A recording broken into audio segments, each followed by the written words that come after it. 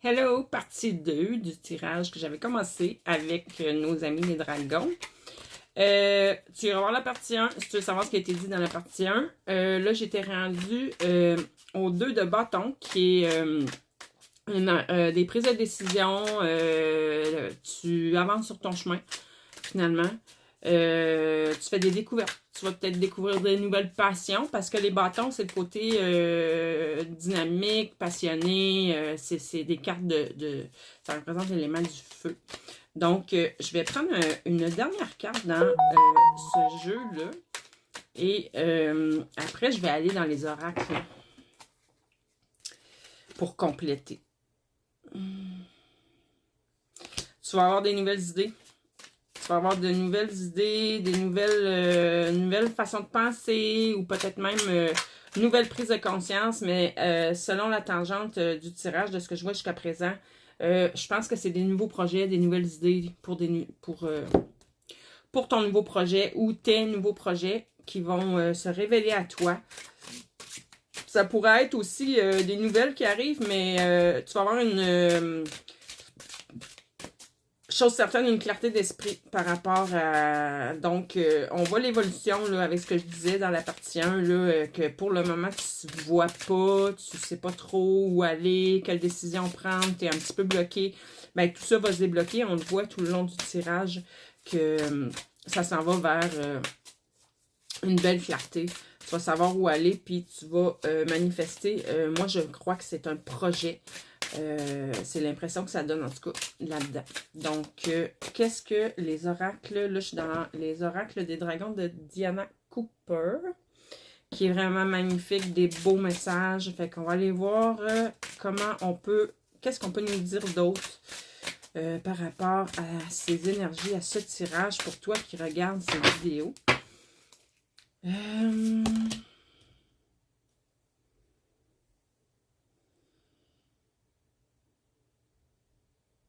Oh là là! OK. Je sais pas trop à quel genre de personne que je parle. C'est le dragon atlantéen doré. OK? Lui, il vient t'aider. C'est une énergie qui vient t'aider à te souvenir de tes mémoires que tu as vécues en Atlantide. Donc, tes nouveaux projets, j'ai l'impression qu'il y a des personnes à qui je parle que c'est des projets en lien avec la spiritualité. Peut-être les pierres, les minéraux. Tu aimes beaucoup les pierres, les cristaux. Ou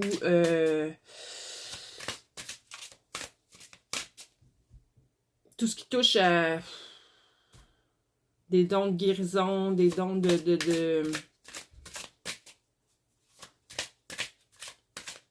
Ben moi, je mets tout ça dans le spirituel, là. J'ai comme pas d'autres mots. Là, ce qui s'en vient pour toi... OK, quand j'ai dit que tu allais avoir une nouvelle clarté d'esprit, des nouvelles... pas une nouvelle façon de voir les choses, mais tu vas voir de façon plus claire, comme si tu vas avoir un genre d'éveil, en fait. Puis là, cette carte-là, c'est ça qu'elle vient me dire. Il y a un éveil, puis tu vas prendre conscience d'un savoir que tu as déjà à l'intérieur de toi, que pour l'instant, peut-être que tu n'en as pas conscience. Donc, va se révéler à toi des dons, des talents. Puis c'est le temps, ce que la carte te dit, c'est que c'est le temps de te les réapproprier. Je vais finir par le dire. Tu vas vers la maîtrise de toi-même, si tu le choisis. Tu retrouves ton plein pouvoir sur ta vie. Ça, c'est ce que j'ai vu dans la première partie, dans la partie 1, même si je ne l'ai pas nommé de cette façon-là. C'est ça que ça veut dire quand même. Tu reprends ton pouvoir sur ta vie, ton pouvoir de manifestation, ton pouvoir de création, de co-création. Et là, le dragon atlantéen doré vient t'aider à te remémorer justement c'est ça. Toute cette sagesse-là, te remémorer les dons que tu avais, le savoir que tu avais dans... Donc, je parle à des gens qui ont vécu en Atlantide. Ensuite, le dragon christique doré. Le dragon, tu t'ouvres, ok, tu vas vivre quelque chose de grand, je crois. Tu t'ouvres en tout cas à plus d'amour, de l'énergie supérieure, amour supérieur.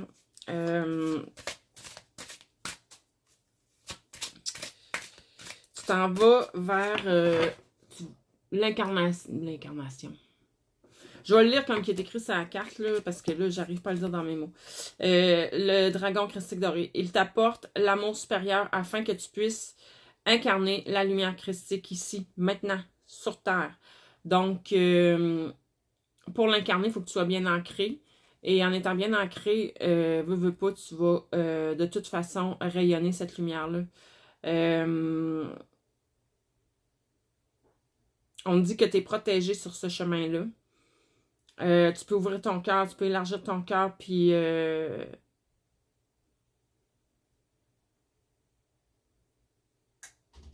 tu peux absorber toujours plus de lumière christique, c'est ça que ça dit dans le fond. Fait que tu as quand même de grandes capacités. Ancre-toi bien et accueille, je te dirais. Je vais en prendre dernière dans ce jeu-là. Le dragon galactique bleu foncé. Il va t'aider à écouter les voix de l'univers. Donc, tu es certainement un médium. Tu es capable de percevoir ou un clair connaissant. Un clair connaissant. Tu es capable de percevoir les informations qui sont là autour de toi et de les intégrer et de les partager. Les comprendre, en tout cas. Ou du moins, tu as de l'aide présentement. Tes guides de lumière autour de toi t'aident à écouter et à percevoir ce qui est là. Dans l'énergie. On te parle encore de maître. Il est temps d'activer tes codes. Eux autres, il est temps d'activer tes codes de ta conscience de maître. Ils vont t'aider à accéder à la sagesse cosmique. Et ils te demandent de servir à une fréquence plus élevée. Servir, c'est un peu, ça va dans le même sens que tout ce qu'on disait depuis tantôt. Fait que, je pense que je l'avais un petit peu perçu dans la partie 1 où c'est juste au début de ce tirage-là que j'ai dit que ça se pouvait que tu ailles dans tes projets vers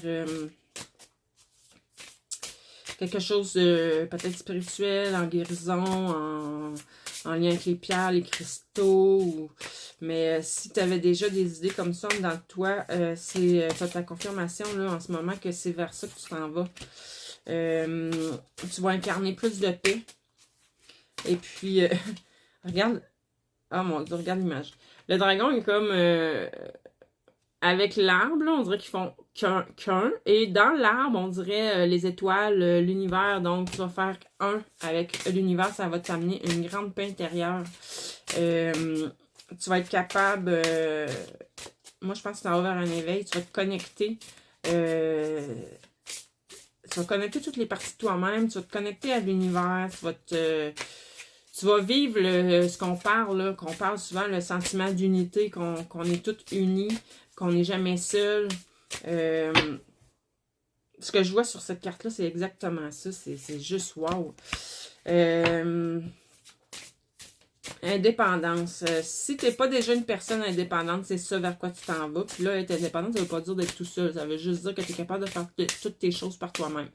Mais en même temps, on avait vu dans la partie 1 les possibles collaborations. Donc, ne te ferme pas à cette idée parce que peut-être que tu vas être capable d'aller chercher aussi des belles collaborations. Je n'ai parlé, les cartes viennent me confirmer. Ancrage.